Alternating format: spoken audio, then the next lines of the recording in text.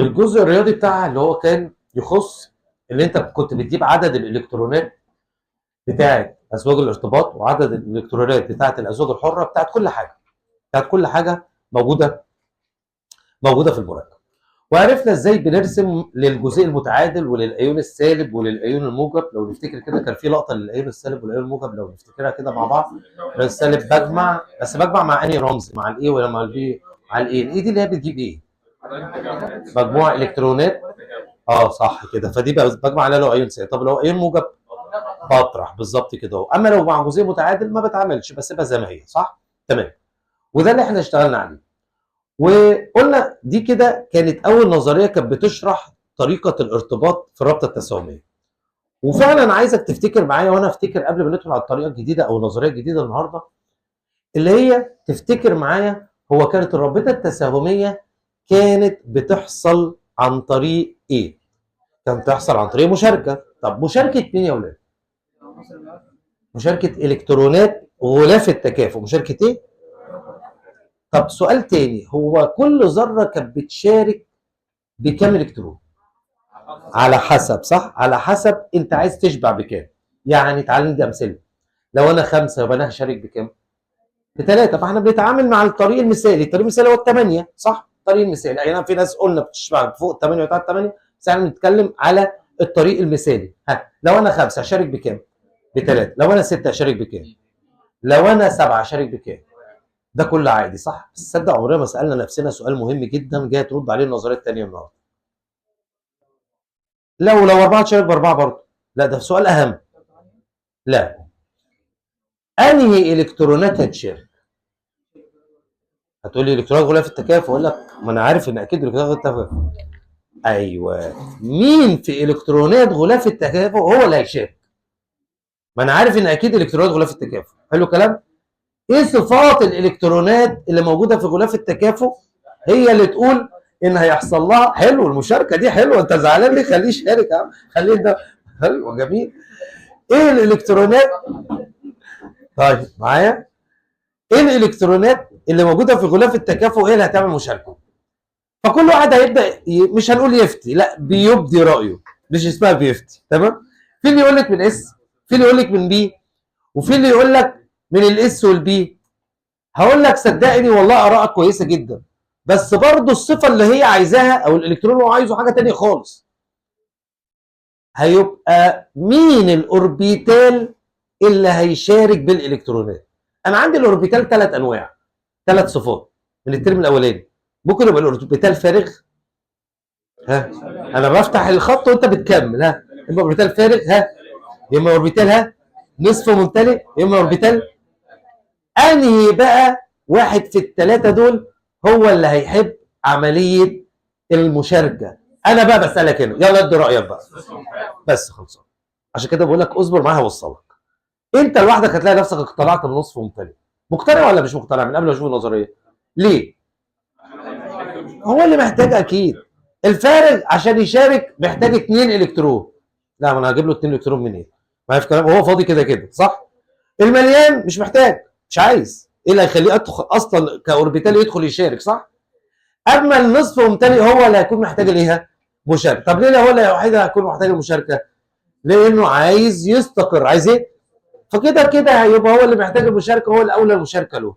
فاذا النظريه ديت مش جايه تقول لك ان عمليه المشاركه في الرابطه التساهميه غلط. اوعى تفتكر انها جايه تغلط نظريه سومونييه ابدا.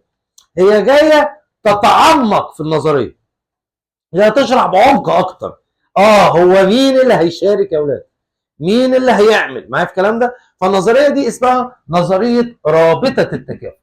فايه؟ نظريه رابطه التكافؤ. تعال نشوفها كده مع بعض عشان نقدر نوضح. نظريه نظريه رابطه التكافؤ بتنص على ايه؟ نظريه رابطه التكافؤ يا ولاد علشان نقدر نتكلم عليها ونتعامل على اساسها. نظريه رابطه التكافؤ بتقول نص النظريه: تتكون الرابطه التساهميه. ركز بقى في الجمله، ما كناش بنسمعها في النظريه الاولى. من تداخل، من تداخل اللي كان بيحصل عمليه تداخل الترم الاولاني كانت الكثافه الالكترونيه، والكثافه الالكترونيه يعني سحابه الكترونيه، وسحابه الكترونيه جواه اوربيتال، يبقى الموضوع هيشتغل على الاوربيتال، الموضوع هيشتغل على الاوربيتالات، الكثافه الالكترونيه نفسها تتكون رابطه تصاميم من تداخل اوربيتالين ذريين بهما بكل واحد منهم به الكترون ايه؟ مفرد.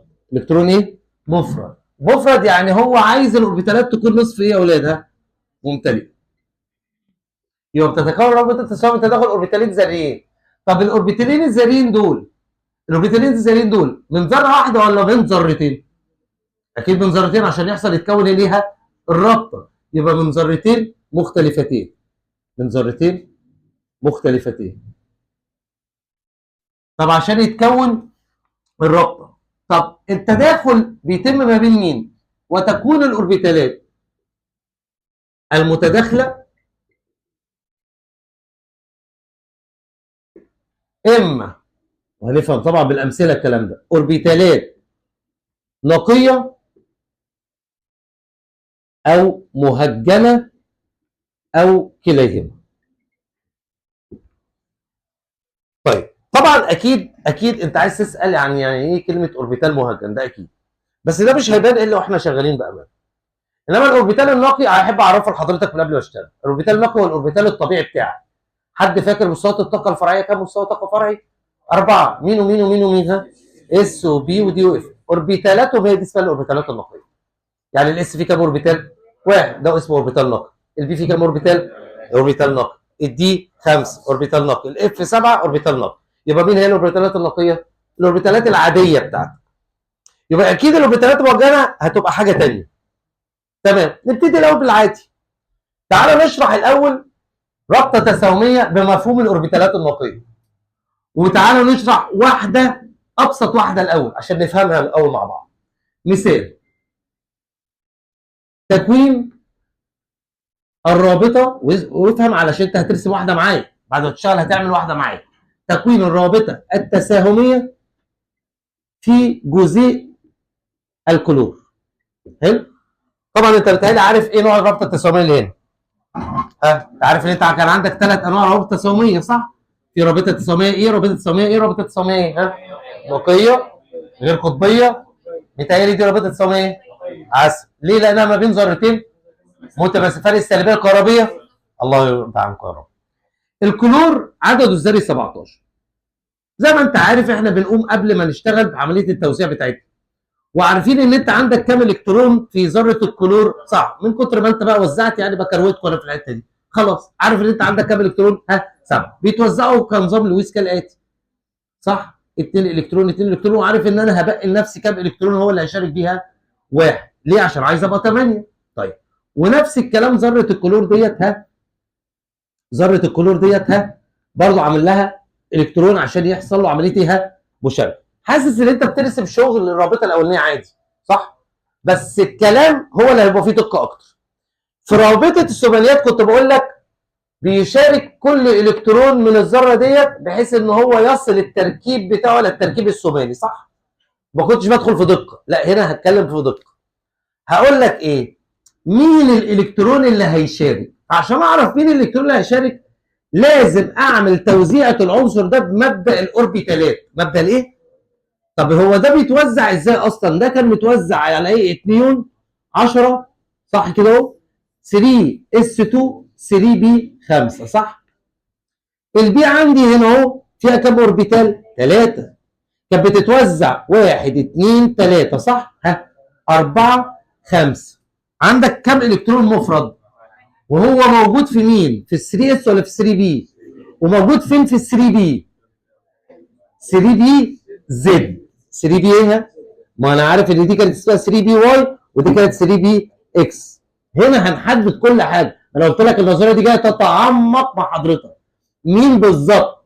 مش هتتكلم وتسكت، لا، لازم تقول مين بالظبط وتحدد. تمام؟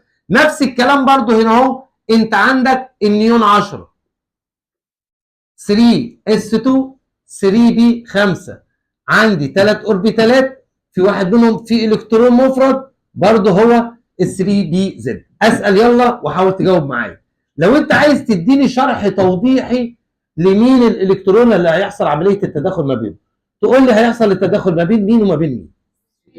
ها، الاوربيتال المفرد اللي به الكترون مفرد موجود في ال 3 بي مع الاوربيتال اللي به الكترون مفرد اللي موجود في 3 بي من الذره الاخرى. هيحصل اللي هو اسمه 3 بي زد معها 3 بي زد. فايه اللي هيحصل؟ هيحصل تداخل ما بين الاثنين الكترون دول، فاصبح ذره الكلور ديت وذره الكلور ديت اصبح في هنا كثافه الكترونيه كبيره. كثافه الكترونيه. طب الكثافه الالكترونيه ديت حصلت بسبب ايه؟ بسبب تقارب زوج الالكترونات اللي هيعملوا عمليه المشاركه، اللي هيعملوا عمليه الرابطه. الالكترونات دي بتبقى اشارتها ايه يا ولاد؟ طب ونواه الذره، نواه الكلور، النواه تبقى اشارتها ايه؟ حلوه قوي. طب انا عندي كثافه الكترونيه سالبه وعندي انويه موجبه، فالكثافه الالكترونيه دي هتعمل ايه في انويه ذرات الكلور؟ تعملوا عمليه ايه؟ تجاذب، فبيصبح زوج الالكترونات بيجبر ذواتي ذرتي الكلور من عمليه الايه؟ الاقتراب. شحنه سالبه هتشد شحنه موجبه، شحنه سالبه هتشد شحنه موجبه. طب مين اللي هيشد هنا الشحنه ومين اللي هيزود الكثافه الالكترونيه بتاعت زوج الالكترونات اللي هيعملوا عمليه المشاركه؟ السؤال، زوج الالكترونات دوت هيكون في حيازه مين اكتر؟ في حيازه ذره الكلور الاولى ولا في حيازه ذره الكلور الثانيه؟ يعني معنى كده تتوزع الكثافه الالكترونيه بشكل متساوي على محور الذرتين، بسبب ان هم متساويين فين يا اولادها؟ في السالبيه الكهربائيه. بس السؤال هنا الرابطه التساهميه ما جاش وقال لك حصلت وبس، لا، ده جه وقال لك حصلت ما بين مين وما بين مين؟ ما بين مين وما بين مين؟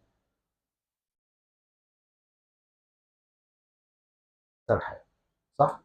ما بين مين وما بين مين يا عمر؟ ايوه، مع ذره. طب ما تقول لزميلك برضه تركبي كده، هو ليه انت اخترت 3 بي زد؟ ليه ما خدت 3 بي واي؟ ليه ما خدت 3 بي يعني انا بختار من الاوربيتالات، بختار الاوربيتالات المليانه ولا النصف ممتلئه؟ ما بشتغلش مع اي اوربيتال، لازم الاوربيتال اللي هيعمل هو يكون اوربيتال نصف ممتلئ، لازم يكون اوربيتال ايه؟ يعني ما اروحش ناحيه اوربيتال مليان ولا اروح ناحيه اوربيتال فاضي، لازم اللي هيشارك هو الاوربيتال النصف ممتلئ. ده كان في مثال ذره الكلور، نركز يا دكتور ها. في مثال تاني بقى وعايز اجيبه بالرسم، مثال اتش اف، وتركز بقى معايا عشان الرسم، عشان الرسم سهل مش صعب، سهل جدا. تعالى نفتكر كده مع بعض من قبل ما نرسم. كان عندنا الاس ليه شكل في الفراغ والبي كان ليه شكل في الفراغ، حد فاكره في الترم الاولاني؟ الاس كان شكله ايه؟ ها، كروي متباس، كروي ايه؟ طب والبي كان شكله ايه؟ كوميسري، صح؟ وانا مش عايز غير دول، هم دول اللي هشتغل عليهم لان هم دول الرسومات اللي عندي، صح؟ طيب جميل. تعالى بقى نشوف التداخل ما بين الاتش والاف. ادي الاتش وادي الاف. الاتش عدد ذري 1 والاف عدد ذري 9. نقوم بالتوزيع بتاعنا، ده 1 اس 1، ده هنقوم بالتوزيع بتاعنا شغال بالنسبه للهيليوم، ها كام لكام؟ 2 اس 2 ها 2 بي 5. حلو الكلام؟ ده عندي اوربيتال فيه الكترون مفرد، وده عندي اوربيتال الاس مليان، وعندي اوربيتالات البي 3 في اثنين منهم هيبقوا مليانين، صح؟ واحده بقى ايه؟ فاضي. عارفين مين اللي فاضي ولا لا؟ اللي هو مين؟ ها؟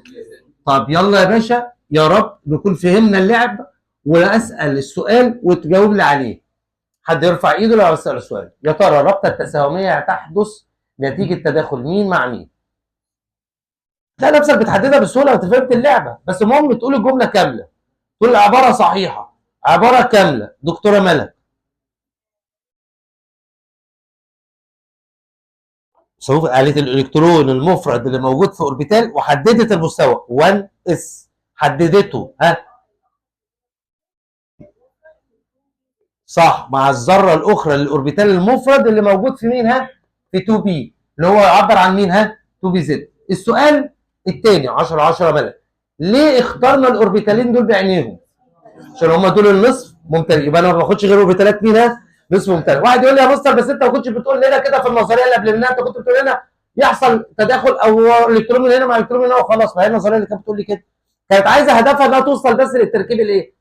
ثماني، ما كانش لها يعني ما كانش هدفها مين اللي هيشتغل. المهم يا عم هنوصل ل8 وخلاص. لا هنا جايه بتعمق اكتر.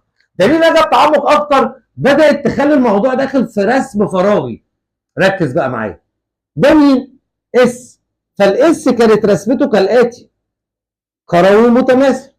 ده كده اوربيتال، بس اوربيتال فيه كام الكترون ها؟ طب جميل. انا هنا هرسم مين؟ هرسم اوربيتالات الاس ولا اوربيتالات البي؟ بالظبط، اوربيتالات المستوى الفرعي اللي هيشتغل. حلو الكلام؟ هترسم الثلاث مستويات، الثلاث اوربيتالات، بس لازم تكون عارف حاجه معينه. ركز كده معايا. ادي الثلاث اوربيتالات، اتمنى تكون عارف مين الاكس ومين الواي وزد، صح؟ ها ده ايه؟ بي اكس، صح. وده ايه؟ بي واي. وده ايه؟ طب عارف مين اللي فوق ومين اللي تحت؟ ها اللي فوق الموجب واللي تحت. طب ما معنى ان اوربيتال يكون فيه 2 الكترون واوربيتال فيه الكترون؟ اوربيتال فيه 2 الكترون يعني على الجنبين مشغول، هنا فيه الكترون وهنا فيه الكترون. اما لو اوربيتال فيه الكترون واحد ده معناه انه مشغول في الاتجاه الموجب ولا مشغول في الاتجاه السالب؟ الموجب، دايما مشغول في الاتجاه الموجب، صح؟ اذا لو عايز يحصل تداخل ما بين الاس، ركز كده بقى معايا عشان هنرسم رسمه ثالثه اللي هي رسمه المركب، دي رسمه الذرات. لو هيحصل دلوقتي تداخل ما بين الاوربيتال اس مع الاوربيتال بي، الاوربيتال الكروي المتماثل ده يروح يتشابك ويرتبط وينجش مع انهي مستوى فرعي من ده؟ طب اللي فوق ولا اللي تحت؟ يبقى هترسم نفس الرسمه دي اهي. شوف عشان اعرفك هترسم ازاي، عشان هعمل لك الميه هناك دلوقتي وانت اللي هتعملها. ها ادي الاكس مش هاجي ناحيته، صح؟ وادي الواي مش هاجي ناحيته لان هو مشغولين، صح؟ وادي الزد، صح؟ فوق مشغول. مين اللي فاضي؟ لان هو ده اللي هيدخل من ناحيته ويدخل يرتبط معاه. يبقى هو ليه الاوربيتال اس دخل ارتبط من جهه البي زد؟ لان هو اللي فيه الكترون مفرد. طب ليه دخل من الاتجاه دوت؟ عشان دي المنطقه الفارغه اللي هيدخل بيها عشان يرتبط معاه ويكون الاثنين الكترون. يبقى دي طبيعه التداخل. اصبح ده كده مركب الاتش اف، وده طبقا لنظريه رابطه ايه ولادها؟ رابطه التكافؤ. رابطه الايه؟ التكافؤ. طب بالمثل طلع ورقه وقلم وعايزك تعمل لي الميه حالا. اتش او اتش. الخطوات، شوف انا هكتب لك اسامي الخطوات بس تعمل توزيع. بعد كده اوربيتالات، بعد كده رسم اوربيتالات، وبعد كده الجزيء باكمله. يبقى تعمل توزيع، وبعد كده توزعها على هيئه اوربيتالات، وبعد كده تعمل رسم للاوربيتالات، وبعد كده تعمل رسم الجزيء كله. خطواتك اللي انت هتمشي عليها اهو.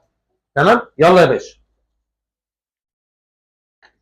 العدد الذري متهيألي يعني اكيد اغلبكم عارف، بس برضه ايه علشان يبقى عندنا خلفيه. ركز معايا وهديك واحده ثانيه. يلا يا باشا. الهيدروجين، الهيدروجين هيتم توزيعه 1 اس 1، وده هيتوزع على الهيليوم 2 اس 2 2 بي 6 ولا 2 بي 4، وده 1 اس 1. طيب بنعمل ايه مع نظريه رابطه التكافؤ؟ بص اقول لكم حاجه، نظريه رابطه التكافؤ تحب الاوربيتالات قوي. نظريه رابطه التكافؤ حطها في ذهنك ودنك كده دايما. لو نظريه رابطه تحب اوربيتالات، رسم اوربيتالات، بتعشق رسم الاوربيتالات. حتى لما هندخل في التهجين دلوقتي هترسم لك اوربيتالات. تمام؟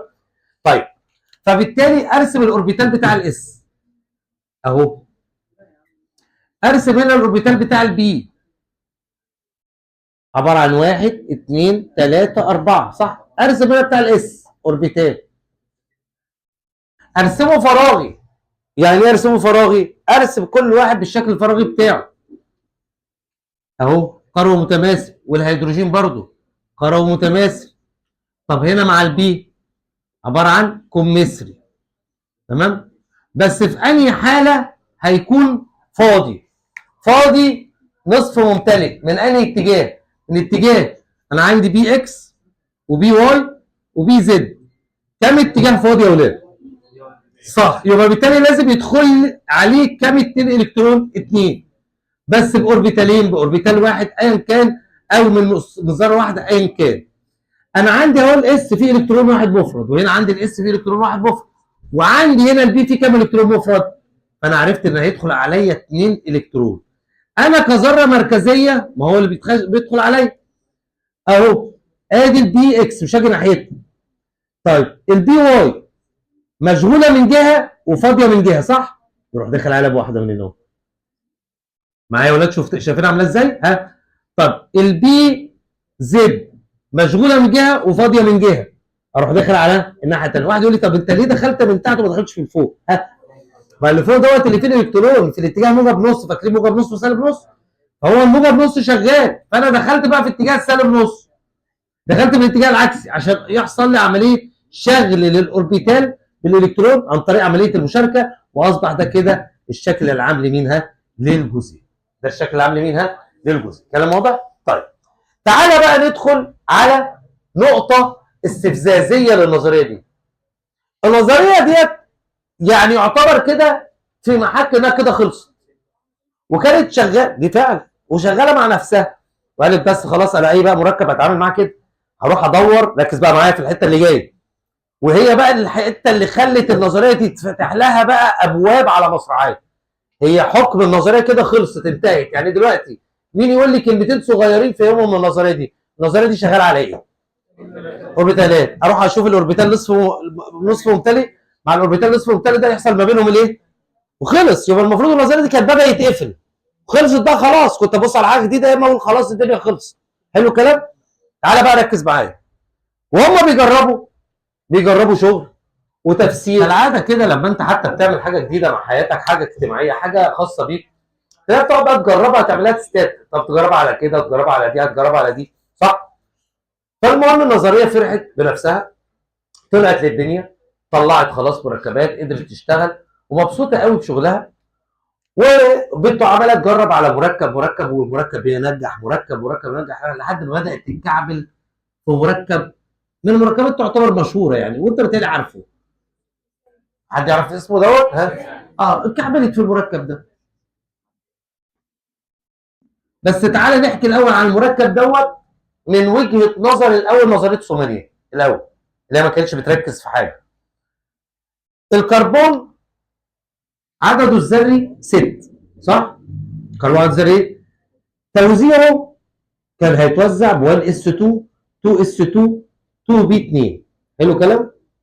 مستوى الطاقه الخارجي عنده كام الكترون؟ ها؟ 4. فكنت هتقول 4 يبقى هي عايزه تشارك بكام؟ ب4 تعمل كام؟ دي نظريه سومانيات. دي نظريه الايه؟ يعني فعلا هي 4 بتشارك بايه؟ ب4. 4 بتشارك بايه؟ حلو. فطبعا نظريه رابطه التكافؤ قلت لك هي مش جايه معترضه على نظريه سومانيات، بالعكس ده جايه توثقها، ده جايه تاكدها، بس تاكدها بعمق. معايا الكلام ده؟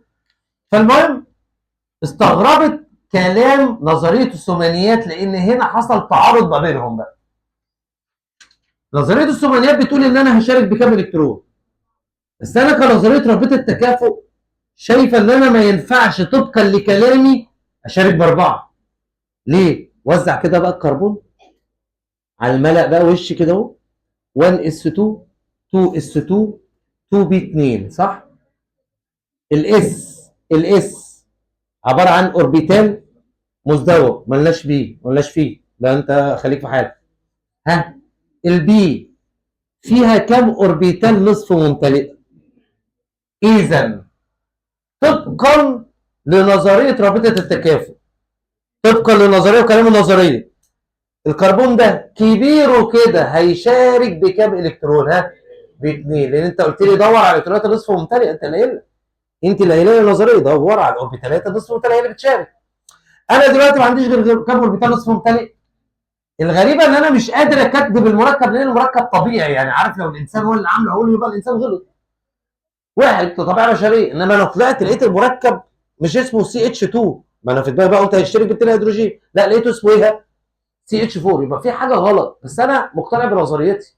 انا فعلا شايف ان اللي يشارك، ركز بقى معايا، اللي يشارك اللي عنده اوربيتالات نصف ممتلئه. طيب نساعد الكربون ازاي يبقى عنده اوربيتالات نصف ممتلئه في مستوى الطاقه الخارجي؟ هو عنده 4 الكترونات فعلا، بس ازاي يبقى عنده اربع اوربيتالات نصف ممتلئه؟ ها واخدين بالكم من حاجه؟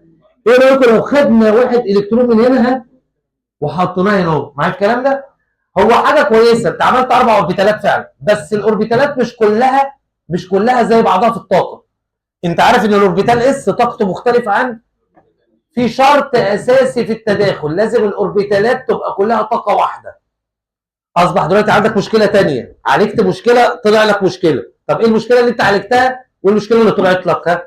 المشكله اللي انت عالجتها اللي انت وفرت الاوربيتالات النصف ممتلئه. طب المشكله اللي طلعت لك ان هم مش نفس الطاقه. طب تعمل ايه لما يكون عندك كوبايه عصير مسكره قوي وكوبايه عصير دلع والاثنين من نفس النوع؟ تعمل ايه؟ وتقلبهم مع بعض، صح؟ طب ايه اللي هيحصل؟ اللي مسكر هيهدى واللي كان هادي هيزيد سكره، ويبقوا كلهم طعم واحد ولا طعم مختلف؟ نفس الكلام. تعمل ايه في الاوربيتالات دي عشان كلهم يبقوا طاقه واحده؟ طفي كوبايه واحده وقلبها، نعملهم خلط مع بعض اللي هو ده اسمه التهجين. اسمه ليه؟ يبقى ايه الحكمه من التهجين؟ علشان تطلع اوربيتالات لها نفس الطاقه. طلع اوربيتالات لها نفس ليها، تحطهم في كوبايه واحده وتقلبهم. اصل واحد يقول لي انت عملت الكلام ده ليه؟ ما كنت تسيبهم اوربيتالات نقيه زي ما هم، ما كانوا زي العسل. انت كل الحكايه اللي انت اديت للاوربيتال ده الكترون فضته هنا وخلاص، بس لسه اوربيتالات ايه؟ نقيه. قال لك ماشي، اوربيتالات نقيه بس مش متساويه الطاقه، مش متساويه الايه؟ يبقى ايه الحكمه في التهجين؟ توفير اوربيتالات نصف ممتلئه ولا توفير اوربيتالات متساويه الطاقه؟ متساويه في الطاقه، لان لو على نصف ممتلئه انت وفرتها، صح كده ولا لا؟ انما انت كنت عايز اوربيتالاتها متساويه. عشان كده هنبدا نعمل لعبه اسمها لعبه التهجين. وعمليه التهجين لازم تحصل قبل تكوين الرابطه التساهميه.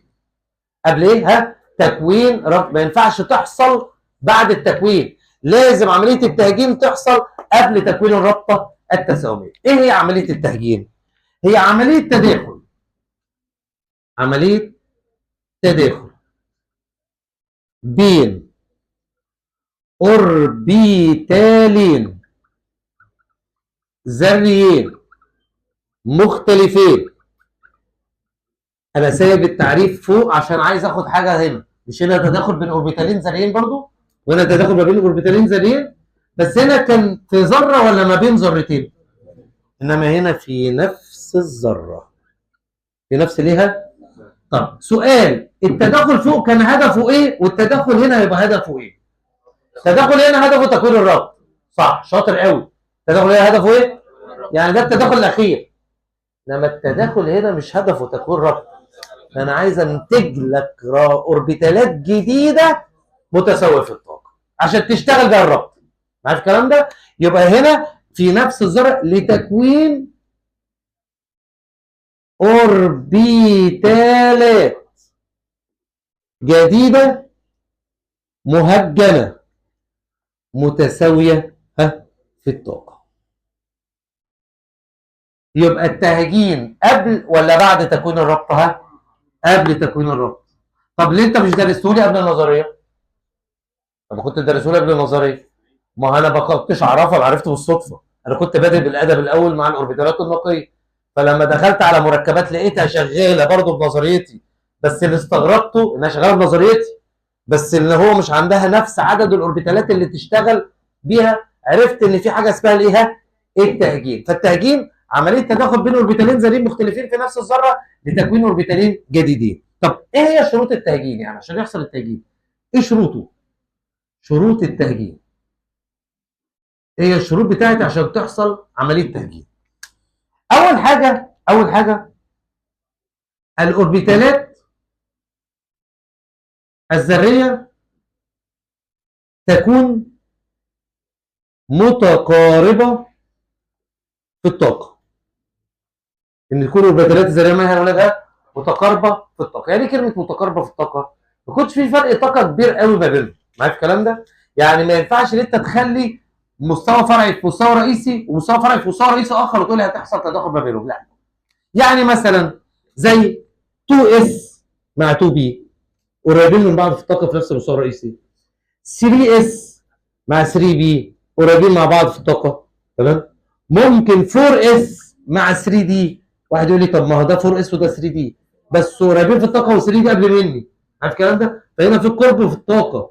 معايا؟ يبقى بالتالي هنا 4S و3D تمشي معايا. ده اسمه تداخل في الطاقه. رقم 2 ركز كده معايا عشان تقدر تحقق الشرط. ممكن التداخل يتم ما بين ايه وما بين ايه؟ ممكن التداخل يتم ما بين اوربيتال نصف ممتلئ مع اوربيتال نصف ممتلئ. وارد يتم ما بين اوربيتال ممتلئ مع اوربيتال نصف ممتلئ. يبقى ايه هي حالات تداخل التكوين التهجيني؟ اما اوربيتال نصف ممتلئ مع اوربيتال نصف ممتلئ وهتشوف الكلام ده، او مع اوربيتال ممتلئ مع اوربيتال ايه؟ نصف ممتلئ. انما اللي ما يحصلش خالص حالتين. ايه هما بقى اللي فاضلين؟ ممتلئ مع ممتلئ او فاضي مع فاضي. انما التهجين يقدر يحصل ما بين مين ومين ومين ومين. اوربيتال نصف ممتلئ مع اوربيتال نصف. وده الشائع على فكره، ده الشائع قوي. وفي حالات زي الميه وهنشوفها ازاي حصلت بيحصل ان هو بيتكون ما بين اوربيتال مليان واوربيتال نصف ممتلئ. تقول لي انت هتعمل تهجين في الميه؟ هقول لك اه. طب ليه؟ اعرفك ان التهجين ده حاجه حلوه قوي مش حاجه وحشه. التهجين يا اولاد من العمليات الكيميائيه اللي لما بتحصل بتديك طاقه كويسه قوي. تمام؟ التهجين عندنا بيبقى اسبابها ايه؟ ركز كده معايا يا باشا. ما انت صورت ده. لا مش همسح ده ما تقلقش. انا بصور اسيب لنفسي مساحه. طالما حاجه لسه ما صورتهاش انا ما بمسحهاش ما تقلقش. الهدف في التهجين توفير اوربيتالات متساويه في الطاقه والشكل. وركز معايا في المعلومه اللي فاضله وخلاص. متساويه في الطاقه والشكل ولكنها مختلفه في الاتجاه. مختلفه في الاتجاه. يبقى بيطلع اوربيتالات متساويه في الطاقه والشكل ولكنها مختلفه فينها.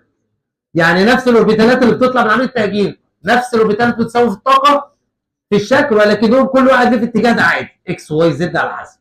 طيب ركز بقى معايا. عدد الاوربيتالات المهجنه بتساوي عدد الاوربيتالات النقيه الداخله في التهجين.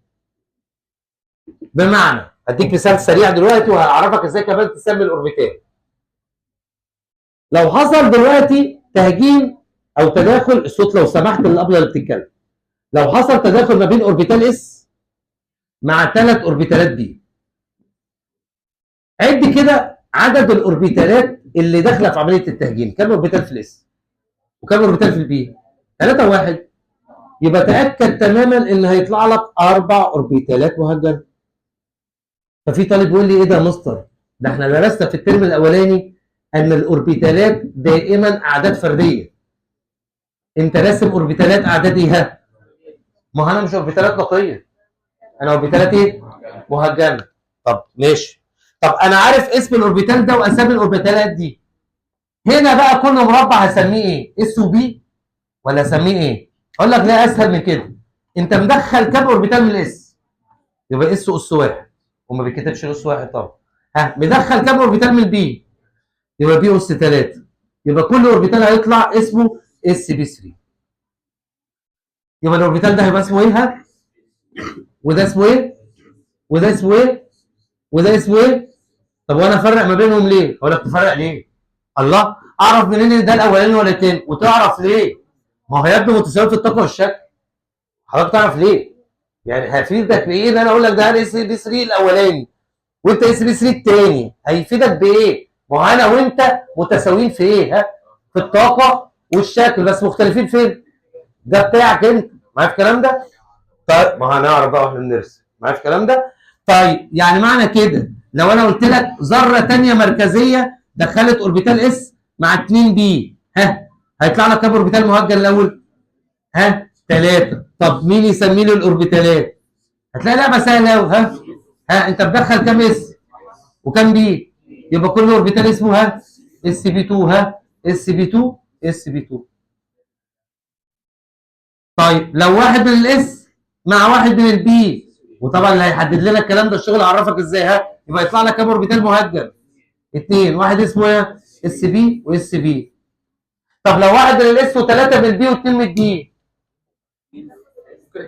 في امثله كتيره كده اهو، واحد من الاس وثلاثه من البي واثنين من الدي، اس بي 3 دي 2. ما هو انا ببص انا خدت كام اوربيتال وباخد الاسس بتاعتها عاديه، معايا في الكلام ده؟ كل اوربيتال يبقى اسمه اس بي 3 دي 2، بس هتطلع كام اوربيتال مهجن؟